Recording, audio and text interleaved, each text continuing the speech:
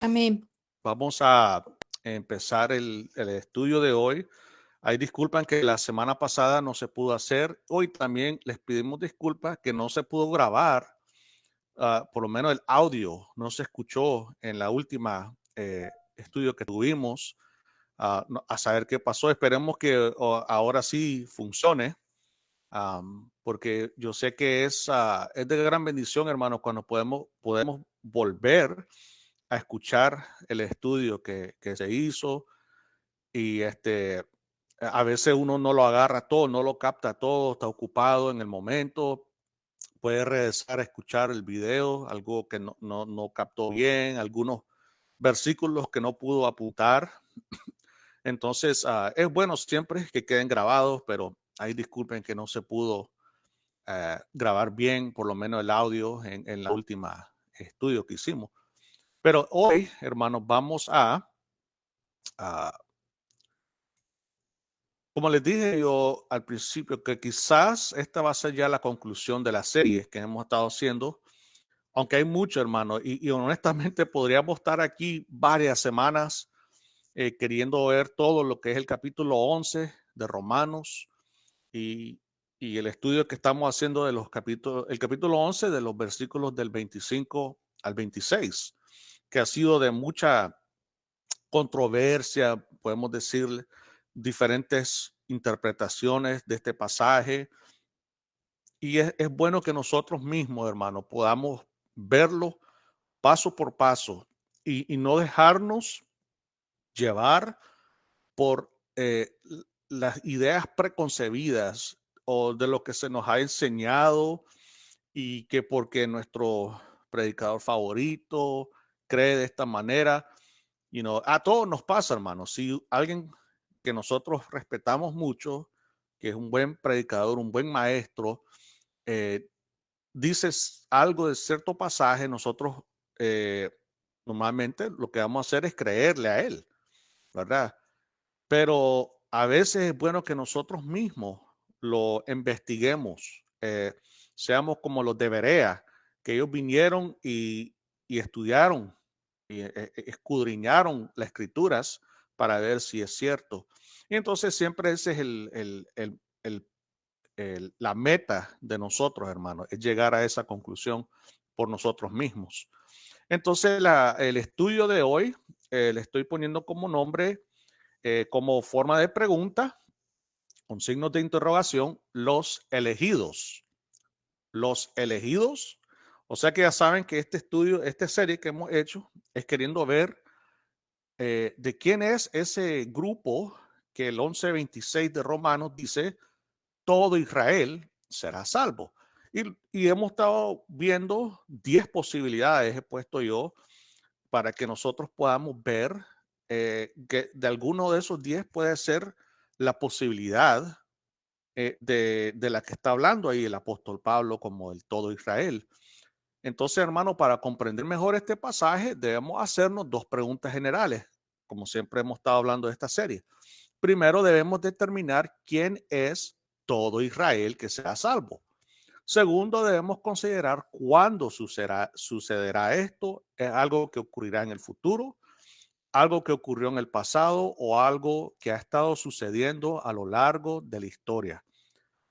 Yo creo que hay varias posibilidades para identificar quiénes son todo Israel. Yo propongo 10 posibilidades y hoy analizaremos las últimas dos, hermanos, las posibilidades de los números 9 al 10 de la lista. Por eso yo digo que quizás aquí voy a concluir yo con la serie.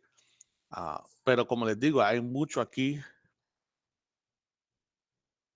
Perdón, disculpe. Ay, me disculpa, hermano, a little technical difficulty. Okay. Ok, entonces el número 9 de la lista, hermanos, es, ¿será que este todo Israel es los israelitas étnicos elegidos del pasado, presente y futuro? O sea que será de eso de lo que está hablando ahí el versículo 26, donde dice, así todo Israel será salvo. Eh, número 10, la probabilidad o posibilidad número 10 es si este grupo de personas es o son los elegidos, tanto judíos como gentiles, que juntos constituyen la iglesia de Jesucristo, el Israel de Dios. Entonces, esas son las posibilidades que vamos a estar viendo hoy en día. Antes que nada, hermano, quiero que nosotros leamos el pasaje de Romanos 11, de los versículos 25 al 26. Y como siempre, yo estoy usando la Nueva Biblia de las Américas. Así dice la palabra de Dios. Porque no quiero, hermanos, que ignoren este misterio, para que no sean sabios en su propia opinión, que a Israel le ha acontecido un endurecimiento parcial hasta que haya entrado la plenitud de los gentiles. Así, todo Israel será salvo, tal como está escrito. Ahí vamos a dejarlo solo hasta el 26a. Entonces, ese es el versículo que estamos queriendo saber, hermano. Estamos queriendo estudiar eso y hoy vamos a estudiar un poco más acerca del versículo 25, un poco más hoy. Pues entonces, las dos preguntas son esas, entonces, si son los israelitas, los judíos étnicos del que se está refiriendo aquí este pasaje, o si es en general lo que es la iglesia, todos los elegidos, todos los que son salvos y los que están siendo salvos, que ya sabemos que no solamente son de las personas que son de origen judío, sino que también personas que no somos judíos. Estamos siendo salvos por medio de Cristo Jesús y somos parte de su iglesia, de su pueblo. Entonces, a diferencia de los puntos de vista que vimos anteriormente, estos dos, bueno, si se acuerdan los puntos de vista que vimos la vez pasada, a diferencia de estos dos no son los más populares en el mundo evangélico actual. Los que vimos la vez pasada son los más, como le dijera, lo más popular, especialmente porque el mundo evangélico de hoy en día, aquí por lo menos en este país de los Estados Unidos y también en Latinoamérica, la influencia del dispensacionalismo ha sido grande, hermano. Por eso que esos son los puntos de vista que vimos son los más populares, incluso hasta el día de hoy. Aunque está cambiando mucho, mucha gente está empezando a, a ver otras posturas y han ido detrás mejor de esas otras posturas. Como en caso mío, hermanos, que la verdad que yo antes creía de otra manera, más alineada con el punto de vista dispensacionalista, pero ahora yo por lo menos ya no creo así como creía antes. Entonces, estos no son los más populares, lo que vamos a hablar ahora dentro del mundo evangélico en la actualidad. Pero estos puntos de vista son más populares dentro de los círculos reformados. Ya saben que nosotros somos una iglesia bautista reformada, por eso es que para nosotros es bueno que sepamos de estos puntos de vista. Entonces, estos son los más populares dentro de estos círculos reformados de los que vamos a hablar hoy. Entonces, la pregunta es, ¿quiénes constituyen el todo Israel que será salvo?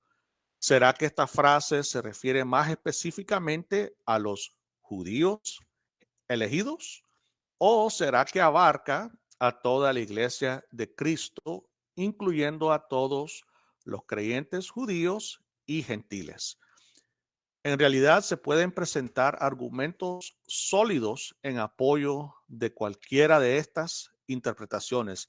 Eso es lo otro que quería mencionar, de que en realidad hay buenos hombres de eruditos bíblicos, fieles a la palabra de Dios, estudiados en todo esto, y ellos interpretan de estas ambas maneras O sea que, y por eso digo, y son argumentos sólidos que ellos pueden presentar para en apoyo a sus interpretaciones. Entonces, por un lado, se podría argumentar que todo Israel se refiere a todos los judíos elegidos dentro de la nación de Israel.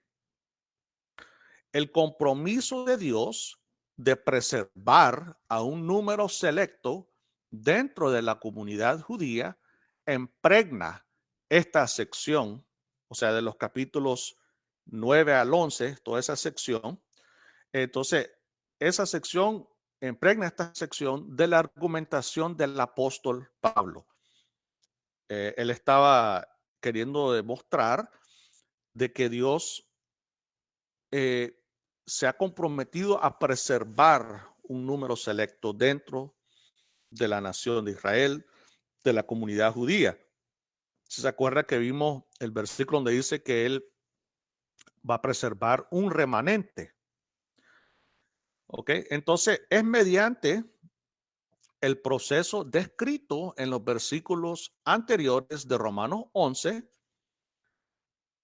anteriores a estos versículos que estamos viendo ahorita, así todos los elegidos serán salvos.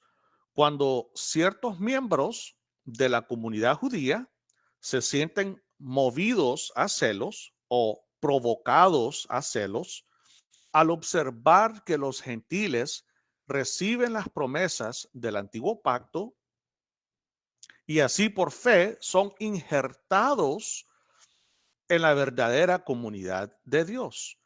Entonces, la frase podría interpretarse como: de esta manera, todos los elegidos de Israel serán salvos. O sea, si lo ven de esta manera, donde dice así todo Israel será salvo, ellos lo pueden interpretar como todos los elegidos de Israel serán salvos. Si ellos ven este punto de vista donde los que se está refiriendo ahí el apóstol son los judíos étnicos, que obviamente serían los elegidos dentro de Israel y que aquí está hablando de ellos, de que ellos son los que van a ser salvos.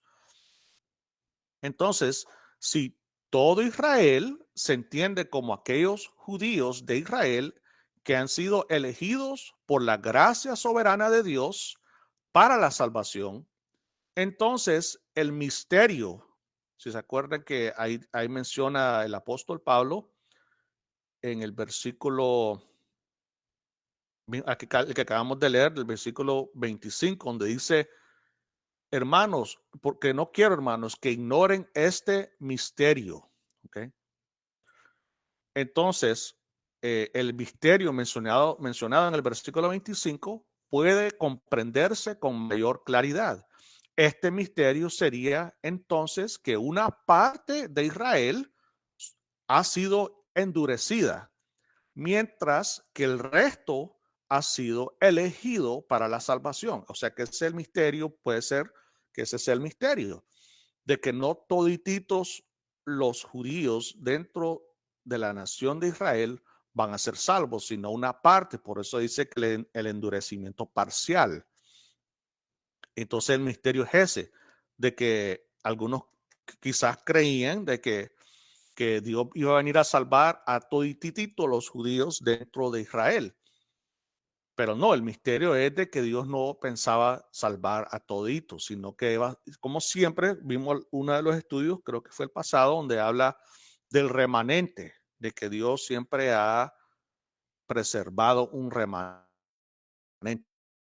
Y como explicamos la vez pasada, hablamos de eso de misterio, no que algo que Dios no había revelado anteriormente en el Antiguo Testamento, sino que ahí estaba, solo que no lo podían ver, sino que estaba oculto a simple vista, porque Dios desde siempre, Él ha salvado a un remanente. Él nunca ha sido obligado a salvar a todititos por completo dentro de Israel. Entonces, Entonces ese sería parte del misterio, podemos decir. O sea, ese sería el misterio del que está hablando. Si alguien toma esta interpretación de este versículo 26. El misterio es ese. Sin embargo, una reflexión más profunda lleva a la conclusión de que todo Israel no consiste solamente en todos los judíos elegidos, sino en todos los elegidos de Dios, ya sean de origen judío o gentil. O sea que esta ya es la otra interpretación de este pasaje, o el otro punto de vista, donde dice de que no solamente este versículo está hablando de los judíos étnicos dentro de la nación de Israel, sino que más bien se está refiriendo a todos los elegidos de Dios, ya sea de origen judío o gentil. Para mí que esta es la mejor interpretación de este pasaje. Y obviamente voy a dar yo aquí las razones o los puntos por qué creo eso y por qué algunos creen eso. Como les dije yo, porque hay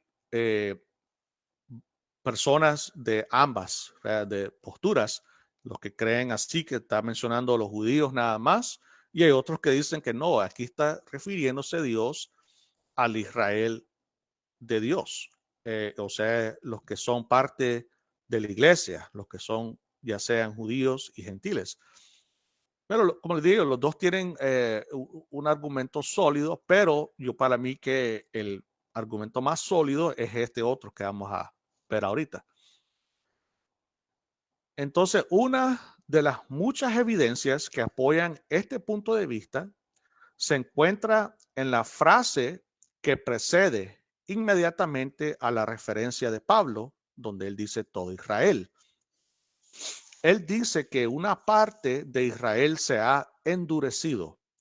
Y esta es la parte que quiero que nos enfoquemos ahorita, donde dice en el versículo que acabamos de leer, del versículo 25, donde dice, hasta que haya entrado la plenitud de los gentiles. Quiero leerla. Ok. Donde dice que a Israel se le ha acontecido un endurecimiento parcial hasta que haya entrado la plenitud de los gentiles. Ok. Entonces, existen diferentes interpretaciones del significado de la plenitud de los gentiles.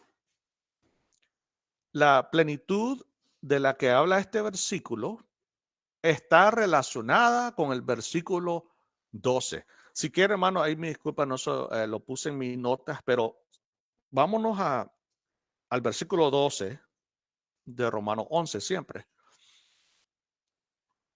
Ok.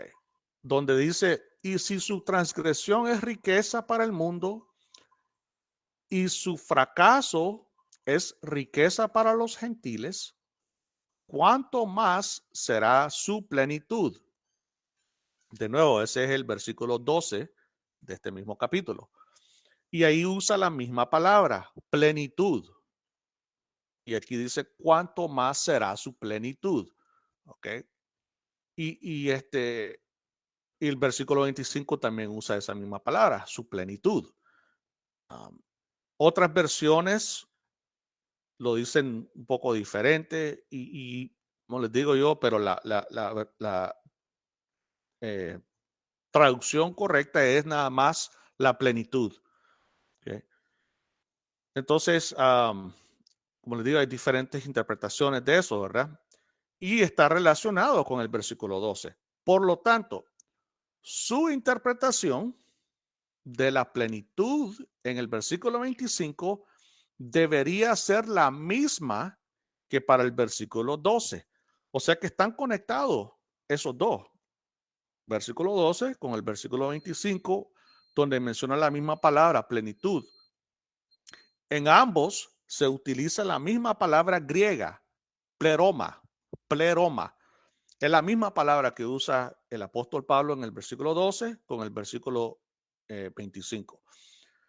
Una interpretación es que esta frase se refiere al número total de personas elegidas, hablando del versículo 25, del total de personas elegidas de entre los gentiles. No sé, y yo creo que muchos hemos escuchado eso, que aquí dice, oh, que aquí está hablando la plenitud, hasta que haya entrado la plenitud de los gentiles, se está refiriendo al número total de personas elegidas. Es un número predeterminado de gentiles que llegarán a la fe en Cristo antes de que Israel se vuelva a Dios en el futuro. Entonces, esta interpretación de este versículo más va con los que creen de que todo Israel se está refiriendo a los judíos solamente. Entonces ellos van a verlo de esta manera, ellos van a interpretar esta parte donde dice hasta que haya entrado la plenitud de los gentiles, ellos los interpretan de esa manera, que hasta que ese número predeterminado de los gentiles lleguen a la fe y después Dios se va a enfocar de nuevo con los judíos, con Israel. Y obviamente, hermanos, yo creo que hay un problema con esta interpretación, porque en ninguna parte del Nuevo Testamento dice que llegará un momento en que Dios deje de salvar a los gentiles y de repente se centre solo en los judíos. Hermano, usted no lo va a encontrar, ahí no lo dice, ahí no va a decir ninguna parte. Muchos quieren tomar este pasaje como queriendo decir eso, pero eso ya es su interpretación, porque ahí la palabra de Dios no lo dice. O sea, ellos ya están metiéndole su interpretación a eso, pero aquí no dice de que Dios va a dejar de salvar a los gentiles en algún tiempo futuro y que solo se va a dedicar a salvar a personas judías. Uno, ya saben de que nosotros hemos hecho todo un estudio acerca de eso, que Dios no se fija para la salvación ahora bajo el nuevo pacto en la que estamos. Él no se anda fijando en la ascendencia de la persona, en, en el origen de la persona, en la nacionalidad, en la etnia de la persona para salvarla. ¿Por qué el Señor va a cambiar de repente y no fijarse del todo en personas que no sean judías y solo fijarse en personas que son judías? Hermano, eso no hace sentido, honestamente. Por eso a muchos lo ven, no sé, como que si no lo llevan a su conclusión lógica, su logical conclusion. Al creer ellos de esa manera, están diciendo de que Dios ahora, en vez de decir que Dios es imparcial, ahora está diciendo que sí, no, ahora Dios solo quiere salvar a una etnia, como que si Dios fuera racista. Y no, hermanos, sabemos que ese no es el caso. Entonces recuerden que sea cual sea su interpretación de este versículo 25, debería ser la misma para el versículo 12. Por lo tanto, si se cree que el versículo 25 dice que la plenitud significa todos los gentiles que serán salvos, entonces el versículo 12 también debería significar todos los judíos que serán salvos, cuando está hablando de que cuánto más será la plenitud de ellos. Pero como les digo, yo no creo que aquí este pasaje está hablando así, está queriendo enseñar eso.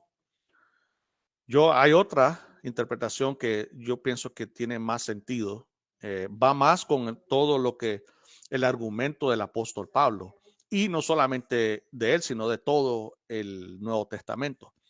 Entonces, otra interpretación es que plenitud no solo significa cantidad, sino madurez espiritual o plena participación de los gentiles en el pueblo de Dios. Aquí me estoy refiriendo obviamente al versículo 25, donde habla hasta que haya entrado la plenitud de los gentiles. Yo aquí no creo que está hablando solamente de una cantidad, del número predeterminado de los gentiles que van a entrar al pueblo de Dios, que van a ser salvos, sino que se está refiriendo a la madurez, que van a llegar a la plenitud. Se está hablando de eso, de la madurez espiritual o plena, que para mí todavía es mejor, la plena participación de los gentiles en el pueblo de Dios. Sabemos que hay varios pasajes en el Antiguo Testamento del que estaba diciendo que iba a llegar un momento donde los gentiles iban a venir al pueblo de Dios. Hubiera puesto ese pasaje ahí, hermano, se me olvidó ponerlo. Hay un pasaje donde dice, donde Dios se le conoce como a la triple alianza, donde Dios está literalmente mencionando a otros países, y más bien hasta eran unos países que eran enemigos de Israel, pero él les dice, mi hijo, vengan y todo, y todos van a estar unidos y van a ser parte del pueblo de Dios. Entonces, desde el Antiguo Testamento, como les dije yo, hermano, estaban ahí, solo que estaban quizás para algunos ocultos a simple vista. Y entonces Dios, cuando habla aquí, a través del apóstol Pablo acerca de la plenitud, está hablando de la plena participación de los gentiles dentro del que van a ser parte del pueblo de Dios. Y estaban llegando, obviamente, personas de todas las naciones que estaban alrededor ahí en el Imperio Romano, estaban llegando a la fe. Entonces, el apóstol Pablo se estaba refiriendo de que hasta que haya entrado la plenitud, o sea, o la plena participación de los gentiles en el pueblo de Dios. Los gentiles no son una especie de ciudadanos de segunda clase. They're not second class citizens del pueblo de Dios. Su plena inclusión como iguales, ¿ok? Como iguales, marca el punto de inflexión para la restauración de Israel. Esta interpretación también encaja mejor con el versículo 12, porque los judíos también necesitan alcanzar la madurez espiritual y la plena participación en el plan de Dios. Obviamente vimos que muchos de ellos estaban rechazando, la gran mayoría estaban rechazando el evangelio, pero también muchos de ellos estaban entrando. Entonces, cuando el apóstol Pablo se refiere a la plenitud de los judíos en el versículo 12 y en la plenitud de los gentiles en el versículo 25, está hablando de la plena participación de ambos grupos en el plan de Dios, que ahora ellos vienen a formar un solo pueblo. ¿Ok?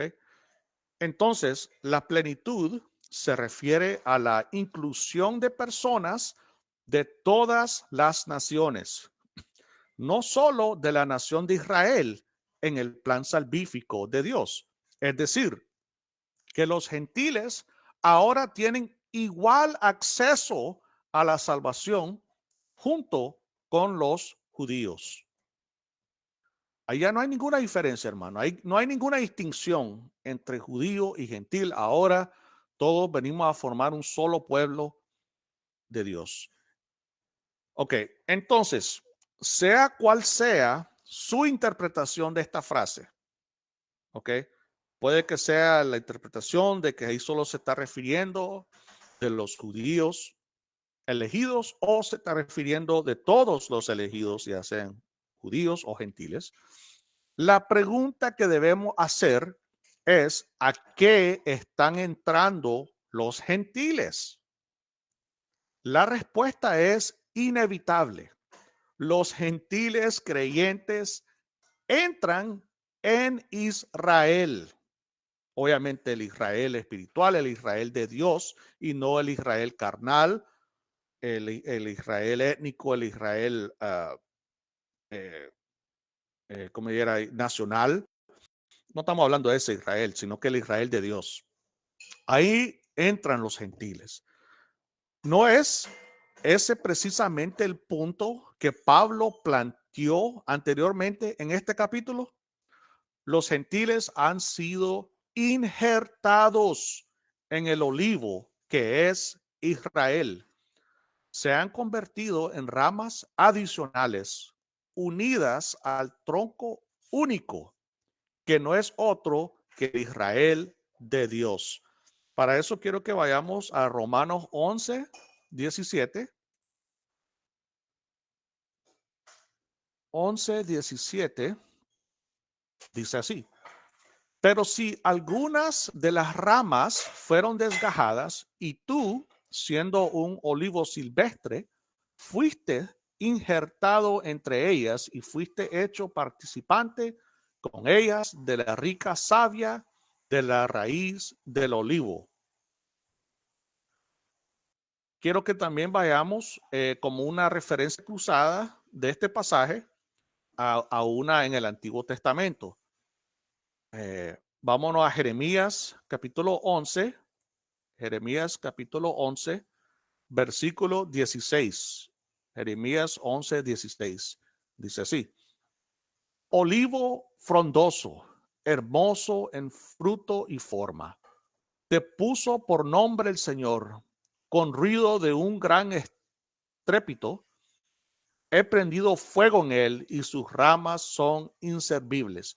O sea que aquí donde dice olivo, se está refiriendo al pueblo de Israel. O sea que, por si acaso alguien tiene alguna duda o quiere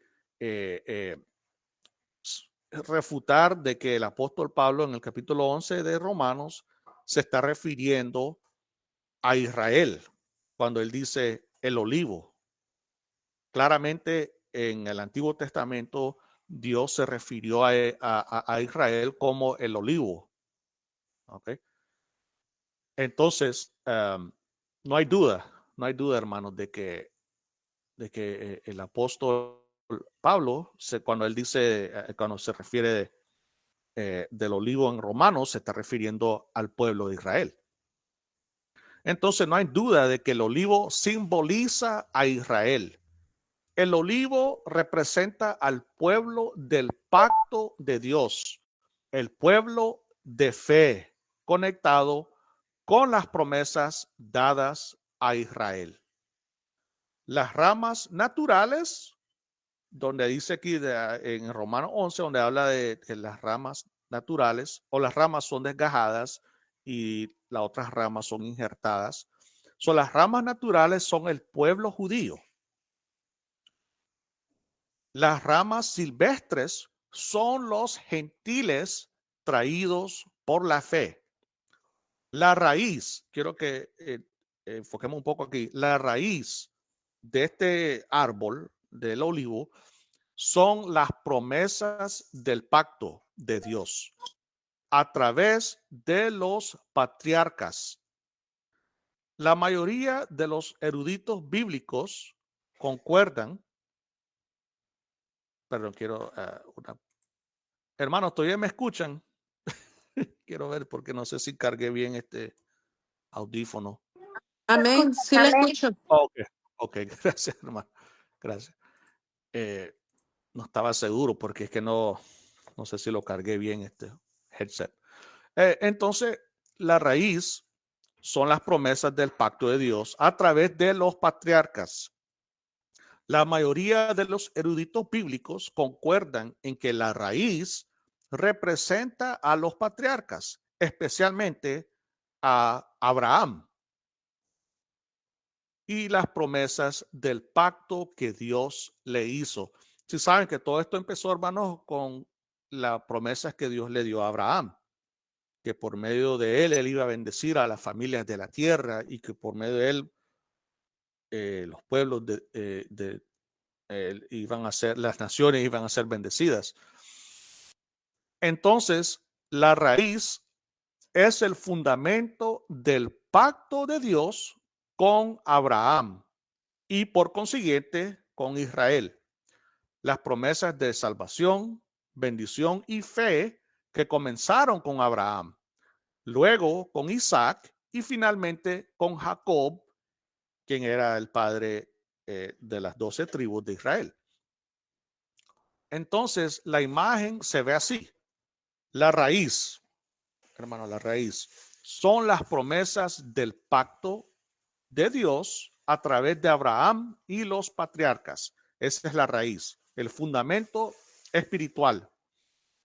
El tronco del árbol es el pueblo continuo de Dios, el pueblo continuo de Dios, la comunidad del pacto. Las ramas naturales son los creyentes judíos y las ramas silvestres son los creyentes gentiles. Algunos intérpretes van un poco más allá y me gusta como algunos piensan y yo creo que puedo hasta pensar lo mismo. Entonces algunos intérpretes van un poco más allá y dicen que la raíz simboliza en última instancia a Dios mismo, su gracia, fidelidad y poder sustentador que da vida a su pueblo. Esto concuerda con la enseñanza de Pablo, donde él dice, no son ustedes quienes sustentan la raíz, sino la raíz la que los sustenta a ustedes. Y eso lo podemos ver. Si quiere, vamos a Romanos 11, 18. Romanos 11, 18. Donde dice, no seas arrogante para con las ramas, pero si eres arrogante, recuerda que tú no eres el que sustenta la raíz, sino que la raíz es la que te sustenta a ti. Entonces, es decir, la salvación se basa en la iniciativa de Dios, no en el esfuerzo humano.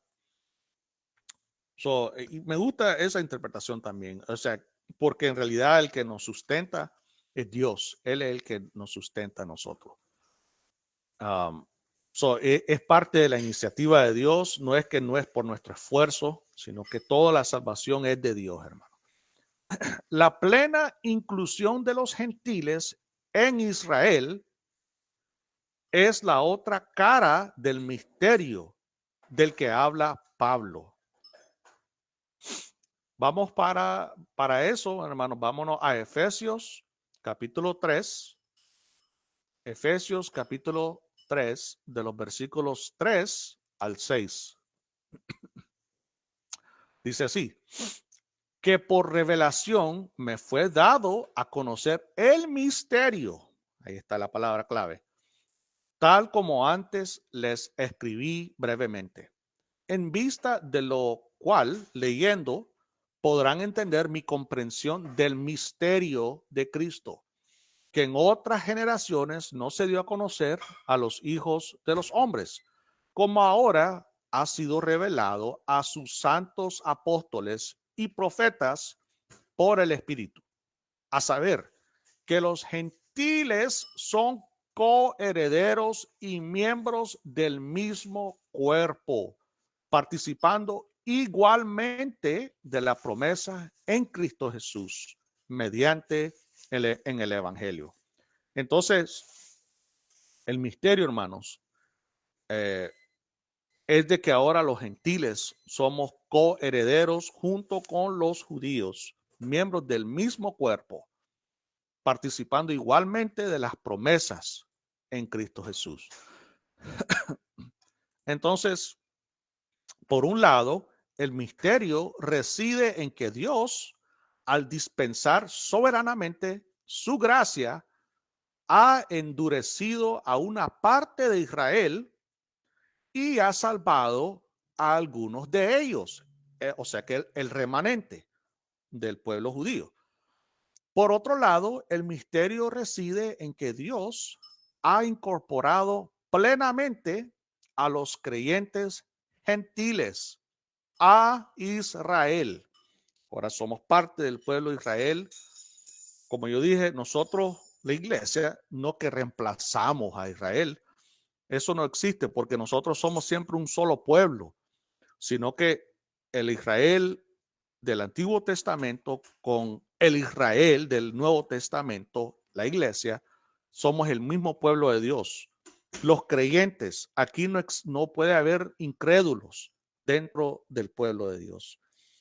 Y aquí, bajo el nuevo pacto, Dios no se fija en la etnia, en la ascendencia, en el origen, en la nacionalidad de la persona. Para él eso no tiene nada que ver bajo el nuevo pacto. Y ahora todos somos parte del pueblo de Dios. Es en este contexto que todo Israel alcanza su definición definitiva. Por lo tanto, podemos concluir que este pasaje no se refiere a ningún acontecimiento del fin de los tiempos, o sea, escatología. Aquí cuando el apóstol Pablo está hablando de este pasaje, sino que él se está refiriendo a la salvación, la soteriología del pueblo de Dios, el Israel de Dios, la iglesia de Cristo. Ahí es, hermano. Yo para mí, muchos quieren tomar ese pasaje como que algo en algún futuro lejano. No, sino que aquí el apóstol Pablo está explicando cómo es que todo Israel va a ser salvo. Que desde antes, en el Antiguo Testamento, ya se había predicho, ya se había profetizado, ya estaba esa enseñanza que se esperaba que un día para los escritores del Antiguo Testamento era futuro para ellos, que iba a llegar un momento en la historia donde hasta los gentiles iban a entrar al pueblo de Dios y juntos iban a adorar al único Dios todopoderoso, al Dios trino, al Padre, al Hijo y al Espíritu Santo. Y entonces ese momento, en el tiempo de Pablo, ya había empezado, ya había sido inaugurado. Y hasta el día de hoy, hermanos, seguimos siendo salvos, judíos y gentiles por igual, y somos parte del único pueblo de Dios. Mucha gente, es cierto, no quiere, un poquito, como le dijera, awkward, de decir que nosotros somos Israel. Pero bíblicamente hablando, hermanos, nosotros somos el verdadero Israel, la iglesia. Quizás para no que haya ninguna confusión, nos referimos como la iglesia. Pero en realidad, hermanos, la iglesia, que significa la asamblea o la congregación de Dios, es el Israel. Pero el Israel de Dios, si hay un Israel de Dios, ¿qué quiere decir? Que hay un Israel que no es de Dios. El Israel étnico, incrédulo, ellos no son parte del pueblo de Dios, hermano. Solo porque alguien tenga ascendencia judía, porque sea un descendiente físico de Abraham, Isaac y Jacob, no quiere decir nada, hermano, eso. No importa que si ellos tengan la nacionalidad israelí, que nada de eso importa. Lo único que importa es que si creen en nuestro Señor Jesucristo, vienen a formar parte del Israel de Dios, la iglesia de Jesucristo, nuestro Señor. Ok, hermanos, ahí vamos a concluir por el día de hoy.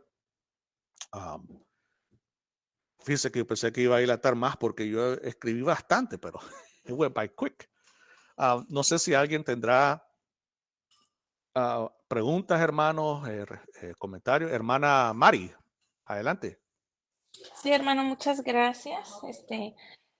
Solo quería comentar algo. Yo sé que me he perdido varias clasecitas por mis niños, por las clases que pues ya ve que los tengo aquí en la escuela, entonces a veces no puedo entrar, pero ok. Quiero,